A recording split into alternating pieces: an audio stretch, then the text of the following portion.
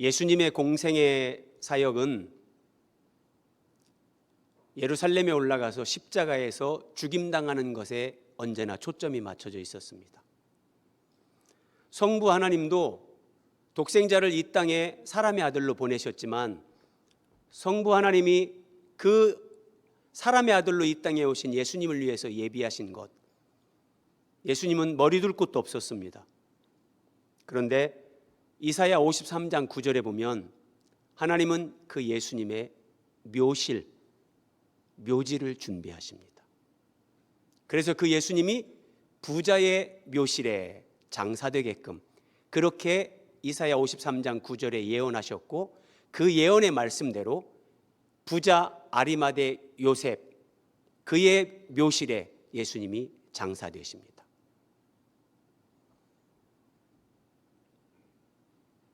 우리는 살기 위해서 무던히 애를 씁니다.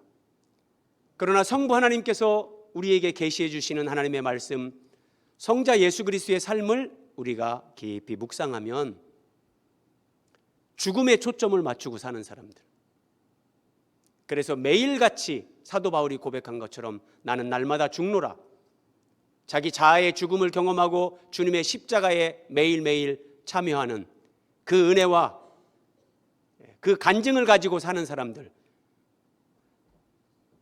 매일같이 죽는 사람들, 죽음에 초점을 맞추고 사는 사람들이 하나님 앞에서 가장 귀한 삶을 산다는 겁니다.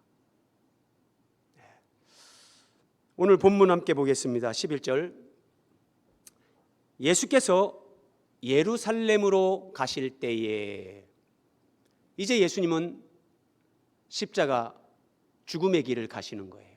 예루살렘에 올라가셔서 이제 십자가에 죽임을 당하시는 거예요. 사마리아와 갈릴리 사이로 지나가시다가 한 마을에 들어가시니 나병 환자 10명이 예수를 만나 멀리 서서, 나병 환자 10명이 예수님을 만나긴 만났는데 예수님과 멀리 서서 예수님을 멀찍이 바라보면서 예수님께 간청을 하는 거예요. 자, 이런 말씀을 볼 때 이 다 구약적인 배경, 근거가 있습니다. 자, 소리를 높여 이르되 예수 선생님이여 우리를 불쌍히 여기소서. 이 사람들이 나병 환자가 아니라면 예수님 발 앞에 나가서 엎드려서 주님의 어떤 그런 자비, 구원을 간청했겠죠. 근데 이 사람들은 나병 환자입니다. 그래서 멀리 서서 소리를 높여 우리를 불쌍히 여기소서, 이렇게 예수님께 외쳤습니다. 레위기 13장 45절, 이 나병 환자에 대한 규례의 말씀이 이렇게 나옵니다. 나병 환자는 옷을 찢고 머리를 풀며 윗입술을 가리고, 이렇게 손으로 윗입술을 가리고 외치기를 부정하다 부정하다 할 것이요.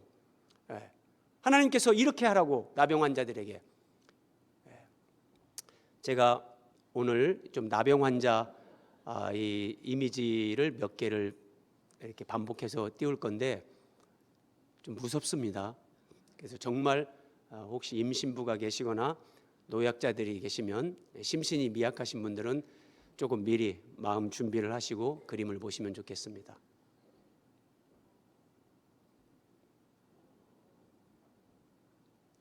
나병 환자입니다.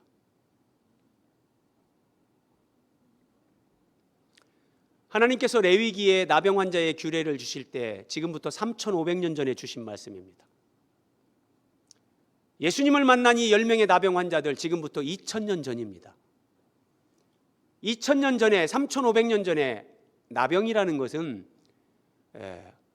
아마 지구촌 어느 지역에서든지 하늘이 내린 형벌이다, 천형으로 받아들이는 거예요.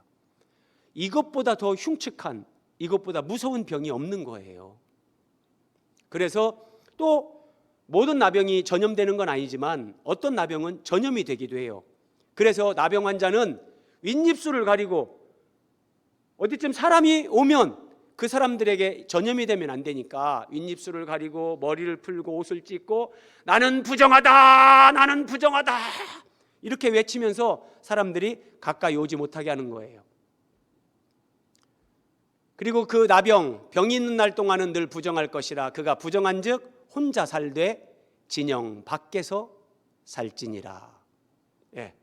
이스라엘 백성들이 광야 생활할 때 이렇게 장막을 치잖아요. 성막을 중심으로 동서남북의 12지파가 장막을 치는데, 하나님이 이스라엘 백성들 가운데, 자기 백성들 가운데 함께 거하신다, 시각적으로 보여주는 거예요. 그런데 나병에 걸리면 어떻게 되냐면 그 진영에서 이렇게 진영 밖으로 나가야 됩니다. 그래서 나병에 걸리면 두 가지 고통을 겪는데, 첫째는 그 나병이라는 흉측하고 무서운 그 질병 때문에 정말 이제 절망감을 느끼게 되는 거죠. 그런데 그거 못지않게 더 무섭게 사람들, 이 나병 환자들을 정말 고통스럽게 만드는 것은, 나병에 걸린 사람은 이스라엘 공동체 진영 밖으로 나가서 살아야 됩니다. 내가 사랑하는 아내, 내 남편, 한 사람이 나병에 걸리면 헤어져야 됩니다. 떨어져야 됩니다. 부모가 자식을 아무리 사랑하지만 그 자식이 나병에 걸리면 그 자식을 격리시켜야만 됩니다. 이웃에 사랑하는 사람들, 자녀들, 정말 내가 대신 죽을 수 있는 그 가족들일지라도 방법이 없어요. 격리됩니다. 그래서 나병 환자들은 그 나병이라는 그 흉측스러운 그 질병에 대한 절망, 좌절, 그것뿐만 아니라 사랑하는 사람들로부터 격리, 단절, 분별, 이 분리가 되는 것, 이 고통이 또 한편으로 엄청났습니다. 그러면 우리는 하나님 말씀을 보면서 한 번씩 이렇게 생각을 하고 질문을 던져야 됩니다. 하나님은 모든 병을 고칠 수 있는 전능하신 분이시고 사람들을 사랑하시는 사랑의 하나님이신데, 나병에 걸린 것도 정말 너무나 안타깝고 그 사람들도 너무나 불행한 건데, 그러면 나병 환자들을 하나님께서 이렇게 하면 내가 고쳐주겠다 이렇게 말씀하시면 좋았을 것 같은데, 하나님은 왜 그 나병 환자들을 진영 밖에서 살게 하시는가? 다 의미가 있죠.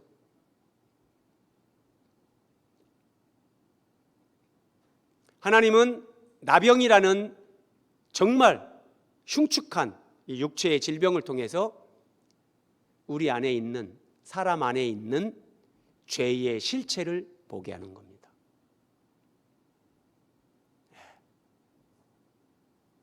다시 한번 다른 그림이 나옵니다.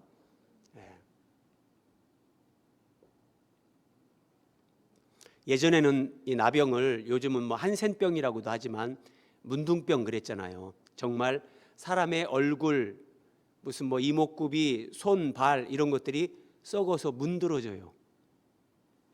여러분, 이 나병에 걸려서 얼굴이 일그러진 이 사람을 보세요. 무엇을 우리에게 하나님이 이런 육체의 질병을 통해서 영적인 걸 말씀하시냐면, 사람은 하나님의 형상대로 지음을 받았습니다. 근데 죄로 말미암아 그 하나님의 형상이 일그러진 겁니다. 파괴된 겁니다. 무섭죠?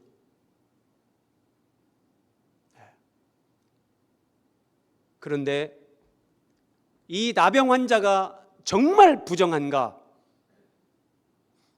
나병에 걸렸기 때문에 부정한 것이 아니라 죄로 말미암아 하나님의 형상이 파괴되고 죄에 오염된 우리가 하나님 앞에 부정한 존재라는 것.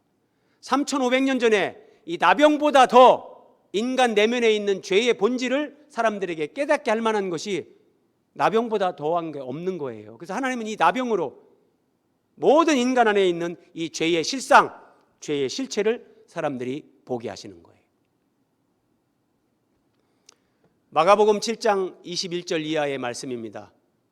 속에서, 사람의 마음에서 나오는 것은 악한 생각인데 곧 음란, 도둑질, 살인, 간음, 탐욕, 악독, 속임, 음탕, 질투, 비방, 교만, 우매함.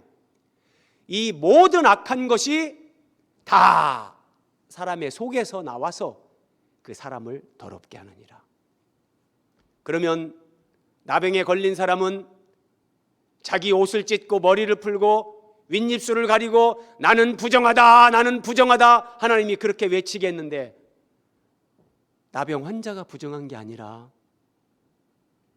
죄에 오염된 죄인의 상태에 있는 우리가 하나님이 보실 때 그런 부정한 존재라는 거예요.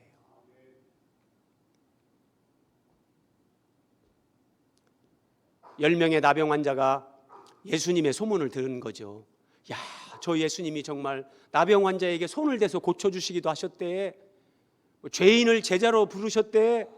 죽은 자도 살리셨대. 이 10명의 나병 환자는 예수님이 아직 그리스도라는 이 믿음까지는 없어요. 그래서 이 10명이 예수님을 향해서 소리를 높여 이르되 예수 선생님이여, 예수님을 선생님 정도로만 아는 거예요. 우리를 불쌍히 여기소서. 내 안에 죄의 실상, 그 죄의 실체를 본 사람들은, 그 사람들은 예수님을 찾습니다. 예수님 앞에 소리쳐서 도와달라고. 자기 안에 있는 그 죄의 실상을 직면하지 않은 사람들은 어떤 경우에도 예수님을 찾지 않습니다. 14절입니다. 보시고 이르시되 가서 제사장들에게 너희 몸을 보이라. 예수님께서 이렇게 말씀하셨습니다. 멀리 서서 우리를 불쌍히 여겨주십시오 예수님. 예수님께서 가서 제사장들에게 너희 몸을 보이라. 성전에 있는 제사장들에게 가서 몸을 보이라는 거예요. 이렇게 말씀하시는 것도 구약적인 배경이 있습니다. 자, 레위기 14장입니다. 나병 환자가 정결하게 되는 날의 규례는 이러하다. 자, 나병에 걸렸다가 이제 회복되는 사람이 있습니다.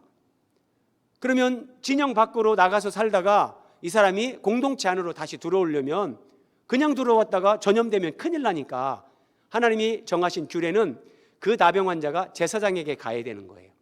그러면 제사장은 그 나병 환자의 환부를 보면서 이런 증상이 있을 때는 이게 아직 고쳐지지 않은 거다. 이렇게 됐을 때는 그게 다 나은 거다. 제사장이 보고 이제 그 판단을 해주는 겁니다. 그래서 그 사람을 제사장에게로 데려갈 것이요. 그러면 제사장은 그 사람을 진찰하면서 나병의 환부가 나았으면 이제 정결 예식을 행하게 합니다. 살아있는 정결한 새 2마리, 아마도 비둘기일 것입니다. 정결한 새 2마리를 가지고 이제 하나님 앞에 정결 예식을 행하게 하는데, 자, 이런 말씀을 근거로 해서 예수님이 10명의 나병 환자들에게 가서 제사장들에게 너희 몸을 보이라 이렇게 말씀하신 거예요. 그러면 이 말씀 속에, 자, 한번 보십시오. 이제 정결 예식을 제사장이 봤는데 정말 회복이 됐네? 그러면 나병에서 회복된 정결 예식을 행하는데, 자, 정결한 새 2마리를 가지고 오라겠습니다. 그 새 하나는 흐르는 물 위에 질그릇 안에서 잡아라. 이렇게 물이 막 흘러요. 물이 흐르는데 그 흐르는 물 위에 이렇게 그릇을 하나 받치고 그 그릇 위에서 새를 잡아서 새에서 나오는 피가 그 그릇에 모아지게 하는 거예요. 그러면 이게 어떤 의미냐? 자, 어린 양을 잡아서 제사를 드려라. 그러면 이제 우리는 그 어린 양이 예수 그리스도를 예표하는 건지 알잖아요. 여기에서 정결한 새도 마찬가지예요. 예수 그리스도를 예표하는 거예요. 근데 그 새 한 마리를 흐르는 물 위에서, 질그릇 위에서 잡아라. 이게 예수님이 우리를 위해서 대신 죽으시는 예수님의 대속 죽음을 하나님이 이렇게 상징적으로 우리에게 보여주시는 거고, 하나님은 위대한 교육가십니다. 이런 실물 교육, 시청각 교육에 대해서 하나님은 정말 교육의 대가십니다. 흐르는 물 위에서 그 정결한 새 한 마리를 잡으라겠어요. 자, 그 새를 잡았을 때 이제 질그릇에 새의 피가 모이는 겁니다. 그러면 이 예수님의 피로 죄가 사라지는 것을 시각적으로 보여주는 거예요. 여러분 여기 한번 이 흐르는 물을 한번 보세요. 이렇게 물이 막 흘러요. 근데 그 위에서 새를 잡아요. 원래대로 하면은 이 그릇 없이 새를 잡으면 이 피가 흐르는 물 위에 떨어져서 흘러가겠죠. 그런데 그 피를 이제 다른 새에다 찍어서 쓰시는 용도가 있기 때문에 질그릇에 받게끔 하신 거예요. 근데 어쨌든 흐르는 물 위에서 정결한 새 한 마리를 잡으라는 이 의미는 예수 그리스도의 십자가 죽음, 예수 그리스도의 그 십자가 보혈의 은혜로 우리의 죄가 씻겨 내려가는 거예요. 우리의 물이 흘러서 내려가는 것처럼, 떠내려가는 것처럼 우리의 죄가 이제 없어지는 거예요. 그래서 하나님이 흐르는 물 위에서 이 정결한 새를 잡으라 이렇게 말씀하시는 거예요. 자, 그리고 이제 한 마리는 아직 살아있죠. 다른 새는 산채로 가져다가 이 새 한 마리를 가져다가 이제 뭐 백향목, 홍색실, 우슬초 많이 들어보셨죠? 이렇게 그 뭐 유월절 어린 양 피를 바를 때 애굽에서 우슬초에다가 그 피를 적셔서 문설주와 임방에 발랐잖아요. 예, 그런 어떤 식물, 이파리가 이렇게 있는 그런 식물인데, 자, 살아있는 새에 백향목, 홍색실, 우슬초를 함께 가져가서 흐르는 물 위에서 잡은 새의 피를 여기 우슬초에, 홍색실에 이렇게 찍는 거예요. 찍어가지고 깨끗하게 된 나병 환자에게 제사장이 7번 뿌려요. 그러면서 너는 이제 깨끗하게 됐다. 그렇게 7번을 뿌리고, 또 한 가지는 이 살아있는 새에게도 이 피를 뿌리는 거예요. 그렇게 한 후에 살아있는 새는 들에 놓아라. 들에 놓으라. 이렇게요. 이 새 한 마리에 흐르는 물 위에서 잡은 이 새의 피를 묻혀서 날려보내는 거예요. 여러분, 그림이 그려지십니까? 살아있는 새가 죽은 새의 피가 묻힌 상태에서 날아간다.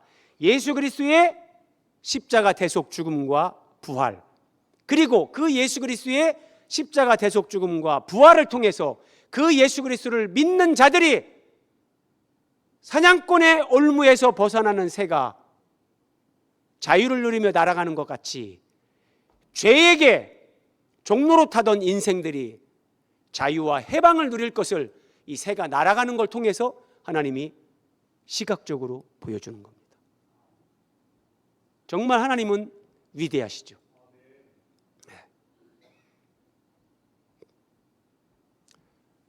그래서 예수님이 10명의 나병 환자들에게 가서 제사장들에게 너희 몸을 보이라 이렇게 말씀하셨는데, 이 사람들이 그 예수님의 말씀을 듣고 가다가 깨끗함을 받았습니다. 제사장에게 가다가 깨끗해진 거예요.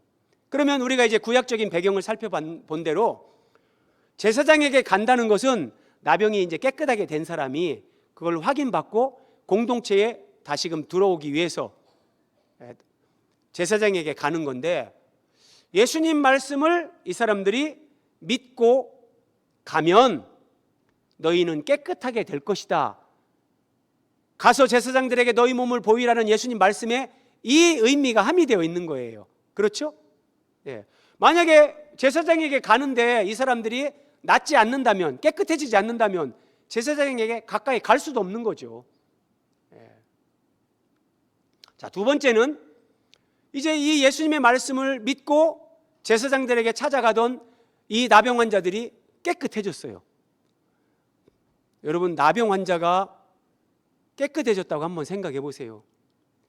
아마 길을 가다가요, 뭐 서로 거울은 없으니까 너 뭐니? 너 얼굴이 깨끗해졌네. 너 당신도 그런데? 막 10명이 난리 난 거예요. 와! 막 끌어안고 펄쩍펄쩍 뛰고 막 정말 할렐루야 하면서 막 얼마나 감격하고, 예, 하나님 앞에 감사하고 그 기쁨이 충만하고 그 흥분 감격이 어떠했겠습니까? 자, 그런데 그 중에 한 사람이 자기가 나은 것을 보고, 하나님 말씀은 정말 심오합니다. 오늘 본문에 보면 문둥병에서 깨끗해졌다, 깨끗함을 받았다. 성경에 나오는 이 나병 환자들의 기사를 보면 다 깨끗함을 받았다 이렇게 하지 병 고침을 받았다 이렇게 표현하는 것은 성경에 한 번도 없습니다.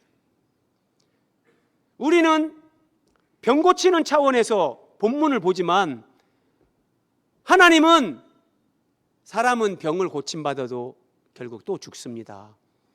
물론 우리의 병도 고쳐주시고 우리의 필요도 채워주시고 하나님이 우리의 마음, 우리의 기도 다 응답하시죠. 그런데 하나님은 더 영원으로 연결되는 그런 차원에서 우리에게 은혜를 주시기 원하셔서 한 사람이 자기가 나은 것을 보고, 여기서는 나은 것이라고 해요. 그러니까 병이 나았네? 이걸 보면서 성령께서 아마 감동을 주시는 거죠. 이 사람이 깨닫는 겁니다. 이 사람이 큰 걸 깨닫는 거예요. 예수님에 대해서 깨닫는 거예요. 그리고 큰 소리로 하나님께 영광을 돌리며 예수님께 돌아왔습니다. 이 사람은 사마리아 사람이다 그래요. 여기서 우리가 예수님의 뭘 기대하셨는가 한번 보세요. 17절 예수께서 대답하여 이르시되 10사람이 다 깨끗함을 받지 아니하였느냐. 예수님 말씀을 믿고 제사장을 찾아가다 보면 10사람이 다 깨끗해질 것을 예수님은 아셨죠. 그 일을 예수님이 하시니까요. 그리고 10사람이 깨끗함을 받았다면 예수님이 기대하신 것은 10사람이 예수님께 돌아올 것을 기대하신 거예요. 그런데 이 사마리아 나병 환자 한 사람만 돌아오고 9사람은 돌아오지 않았어요. 9사람은 어디 갔을까요? 성경에 안 나오지만 제가 볼 때 9사람은 성전에 있는 제사장을 찾아갔습니다. 예수님이 그 제사장들에게 가라고 했거든요. 그리고 가족들에게 다시 가기 위해서, 공동체에 들어가기 위해서는 제사장의 확인이 있어야만 되기 때문에 이 사람들은 분명히 제사장에게 갔어요. 표면적으로는 예수님이 제사장들에게 가서 너희 몸을 보이라, 이 사람들은 예수님 말씀대로 제사장에게 간 거예요. 그런데 사마리아 나병 환자 한 사람, 이 사람은 예수님이 제사장 찾아가라고 했는데 예수님 말씀에 불순종하고 예수님께로 돌아온 거예요. 예수님이 그 9은 어디 있느냐, 10명이 다 돌아오기를 예수님이 기대하셨단 말이에요. 자, 여러분, 여기에서 우리가 생각이 필요합니다. 10명이 예수님 말씀을 듣고 제사장을 찾아가다가 가는 중에 다 깨끗함을 받았습니다. 그 기쁨, 감격, 환희 표현할 수 없을 정도죠. 그러면 내가 지금 병 고침을 받았다는 그 기쁨, 감격, 이 사람들은 거기에 흥분하는 거예요. 그런데 신앙의 본질은 거기에 흥분하는 게 아닙니다. 이런 상식적으로 이런 생각을 해야 되는 거예요. 우리가 어떻게 깨끗하게 됐는가? 아니, 저 나사렛 예수님이 제사장들에게 가서 우리 몸을 보이라고 해서 우리는 그 말씀대로 지금 제사장을 찾아서 가고 있었는데 우리가 다 깨끗해졌다. 그러면 우리로 하여금 제사장에게 가서 몸을 보이라 말씀하신 이 나사렛 예수님은 도대체 누구냐? 이분이 누구길래 우리 10사람의 이 나병이 다 깨끗함을 받았냐? 이렇게 생각하는 것이 상식입니다. 그렇죠? 예. 그러면 예수님에 대해서 생각을 하면 여기에 이제 결론에 도달하는 거예요. 이 나사렛 예수님이 하나님이 구약 성경에 약속하신 그리스도, 우리를 구원하기 위해 하나님이 약속하신 그 메시아가 바로 이 예수님이구나, 이 깨달음이 오게 되는 거예요. 그리고 조금 더 구약적인 배경을 가지고 있는 사람들은 제사장에게 가라고 하셨는데 구약 시대 때 어린 양이 세상 죄를 지고 가는 하나님의 어린 양이신 예수 그리스도의 예표였듯이 저 건물 성전에서 짐승을 죽여서 제사를 드리는 이 제사장은 우리의 진짜 제사장이 되시는 예수 그리스도의 모형과 그림자고, 이 예수님이 진짜 우리의 제사장이구나, 여기까지 깨닫게 되는 거예요. 성령께서 이 깨달음, 이 은혜를 주시는 거예요. 구약의 제사장이 이렇게 있습니다. 이렇게 짐승을 잡아서 제사를 드립니다. 그런데 이것은 예수님이 십자가에 죽으시는 그때까지만, 히브리서에 보면 개역할 때까지 맡겨둔 것이다. 이것이 예수님에게서 이렇게 성취가 되는 거예요. 구약의 제사장은 짐승을 잡아서 하나님 앞에 제사를 드렸지만, 예수님은 자기 몸을 단번에 하나님 앞에 제물로 바치는 거예요. 그리고 그 예수님이 제사장인 거예요. 제사장이신 예수님이 자기의 몸을 제물로 하나님 앞에 단번에 드리심으로 우리가 구원을 받게 되는 겁니다. 그래서 제사장에게 가서 너희 몸을 보이라, 예수님이 이렇게 말씀하셨지만, 조금만 생각하는 사람이었으면 제사장에게 가서 너희 몸을 보이라 그랬는데, 그러면 예수님이 진짜 제사장인데 제사장에게 가라고 했으니까 성전에 있는 모형과 그림자, 저 짐승으로 제사 드리는 제사장에게 가는 것이 아니라 예수님에게 가는 것이 예수님이 말씀하신 진의구나. 그래서 이 사마리아 나병 환자는 예수님께 오라고 한 말씀이구나, 이 깨달음을 얻고 예수님께 돌아온 겁니다.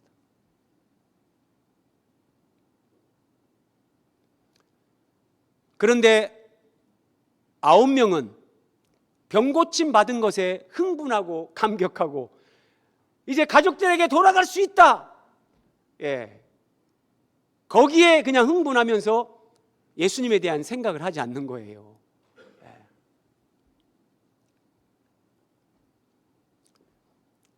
히브리서 3장 1절입니다. 형제들아, 우리가 믿는 도리의 사도이시며 대제사장이신 예수를 깊이 생각하라.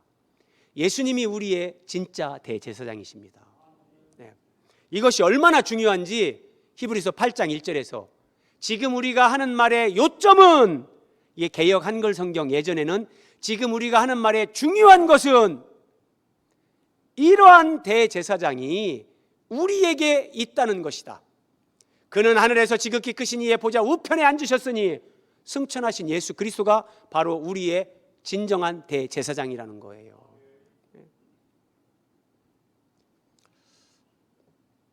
예수님이 사마리아 나병 환자 깨끗함을 받고 돌아온 그 사람에게 이렇게 말씀하십니다. 일어나 가라, 네 믿음이 너를 구원하였느니라. 여기에 중대한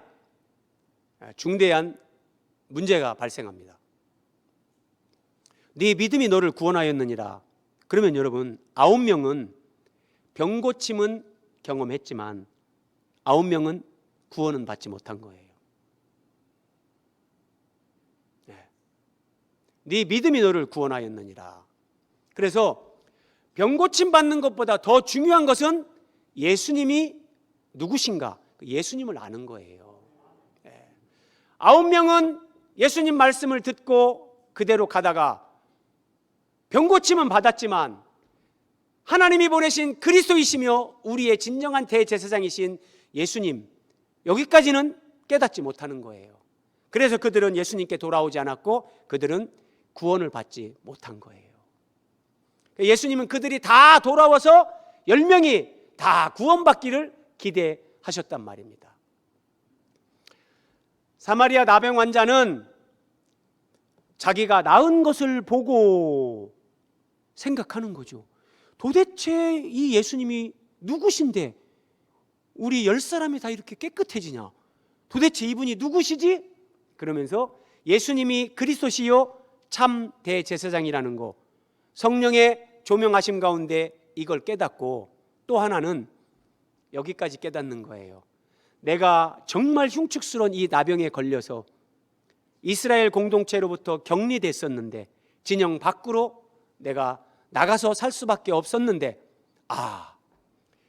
인간이 가지고 있는 이 죄 때문에 우리가 하나님으로부터 추방당하고 하나님과 격리되고 분리된 상태, 하나님과 단절된 상태, 나병이 정말 두렵고 흉측한 것이 아니라 내 안에 있는 음욕, 교만, 탐심, 이기심, 질투, 이 죄가 이것이 정말 나병보다 더 더럽고 무서운 것이구나.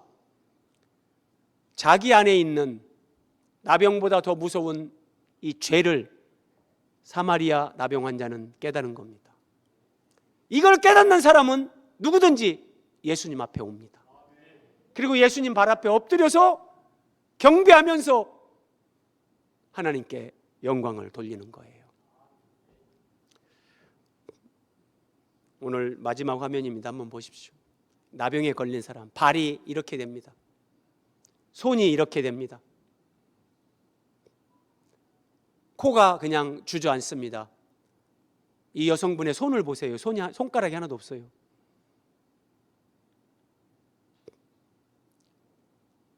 자, 여러분, 만약에 우리가 이런 육체의 질병, 내가 이런 나병에 걸린 사람이라고 했을 때 내가 발가락이나 손가락이나 코나 얼굴이나 어떤 부분에 이런 흉측한 이런 모양을 가지고 내가 살아가는 이런 환자였을 때, 여러분, 하나님이 만약에 저를 고쳐주신다면 하나님을 위해 내가 살겠습니다. 아마 다 이런 기도할 겁니다. 하나님이 저를 이 병에서 고쳐주신다면 내 재산, 내 남은 인생, 내 생명도 주님이 원하는 대로 드리고 사용하겠습니다. 이렇게 기도하면서 하나님 앞에 고쳐달라고 하지 않겠습니까? 그런데 여러분, 우리가 지금까지 살펴본 것처럼 우리 안에 있는 죄, 이 죄는 눈에 보이는 육체의 질병 나병보다 훨씬 크고 더 무서운, 더 강력한, 정말 사람이 어떻게 할 수 없는, 나병과 비교할 수 없는 그 죄 존재의 더러움이 다 우리 안에 있었단 말이에요. 그런 죄와 존재의 더러움으로부터 예수님이 우리를 구원해 주셨어요. 이 구원은 나병 환자가 깨끗하게 되는 것보다 훨씬 더 큰 은혜, 하나님이 큰 은혜를 베푸신 거란 말이에요. 그러면 저 나병에서 고침을 받아도 내가 이제 주를 위해 살겠나이다, 내 재산도 내 남은 인생도 시간도 다 하나님의 것입니다, 그렇게 헌신하고 충성할 건데, 그것보다 더한 죄로부터, 내 존재의 더러움으로부터 주님께서 나를 구원해 주셨는데 우리는 그런 구원에 대한 감사, 감격, 헌신, 충성이 없다는 거예요. 그래서 정말 하나님의 은혜, 예수님의 이 은혜를 아는 사람은 여러분 말없이 주님을 사랑하고 복음이 전파되는 이 선교 사역과 그리스도의 몸인, 주님의 몸인 교회를 사랑하며 헌신하고 충성합니다. 만약에 내 삶에 주님과 복음과 교회를 향한 그런 열심과 헌신과 충성이 없다면 둘 중에 하나입니다. 하나님의 은혜를 제대로 알지 못하는 것 하나, 또 하나는 자기 안에 있는 그 존재의 더러움을 깨닫지 못한 사람. 그래도 나는 괜찮은 사람, 그래도 나는 이만해서 쓸만한 사람, 그런데 뭐 예수님 믿었고 죽어서 천국도 가고 뭐 감사하죠. 그런 사람은, 그 정도 인식하는 사람은 주님과 복음과 교회를 위해 헌신하지 않습니다. 하나님 나라의 복음 전파는 사마리아 나병 환자처럼 예수님이 누구신가? 그 예수님을 알고 내 안에 있는 그 죄의 본질, 존재의 더러움, 여기에 직면하고 두렵고 떨림으로 나를 불쌍히 여기소서 주님 앞에 엎드린 경험이 있는 사람들, 그리고 그 은혜를 입은 사람들, 그들이 자원함으로 하나님 앞에 충성하고 헌신합니다. 그 자원하는 헌신과 충성과 그 열심으로 하나님 나라의 복음은 전파되고 하나님의 교회는 세워져 가는 겁니다. 예수님은 말씀하십니다. 그 아홉은 어디 있느냐? 나는 한 사람입니까? 그 아홉에 해당되는 사람입니까? 기도하겠습니다.